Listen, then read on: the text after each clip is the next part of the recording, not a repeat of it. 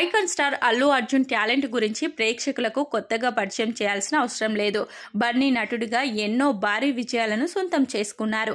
అయితే అల్లు అర్జున్ ఒక సినిమాకు అసిస్టెంట్ డైరెక్టర్గా పనిచేశారట. శ్రీకాంత్, వేణు, సునీల్ ప్రధాన పాత్రల్లో తెరకెక్కిన పెళ్ళాం ఊరెళ్తే సినిమా అప్పట్లో బాక్సాఫీస్ వద్ద బ్లాక్ బస్టర్ హిట్గా నిలిచిన సంగతి తెలిసిందే. ఎస్వి కృష్ణారెడ్డి డైరెక్షన్లో ఈ సినిమా తెరకెక్కింది. తమిళంలో హిట్గా నిలిచిన చార్లీ చాప్లిన్ కు రీమేక్గా ఈ సినిమా తెరకెక్కింది. ఈ సినిమా నిర్మాతల్లో అల్లు అరవింద్ కూడా ఒకరు కాగా, ఆయన సూచనల మేరకు ఈ సినిమాకు బన్నీ అసిస్టెంట్ డైరెక్టర్గా పనిచేయడం జరిగింది. అదే సమయంలో బన్నీకి ఎస్వి కృష్ణారెడ్డి అంటే ఎంతో భయమట. ఈ విషయాన్ని ఎస్వి కృష్ణారెడ్డి ఒక సందర్భంలో పంచుకున్నారు. అల్లు అర్జున్ కెరియర్ విషయానికి వస్తే ప్రస్తుతం పుష్ప ది రూల్ సినిమాతో బన్నీ బిజీగా ఉన్నారు. ఈ సినిమా హిందీ హక్కులు, ఓటీటీ హక్కులు భారీ రేట్లకు అమ్ముడయ్యాయని, ఈ సినిమా బిజినెస్ విషయంలో మేకర్స్ పూర్తి స్థాయిలో సంతృప్తితో ఉన్నారని తెలుస్తుంది.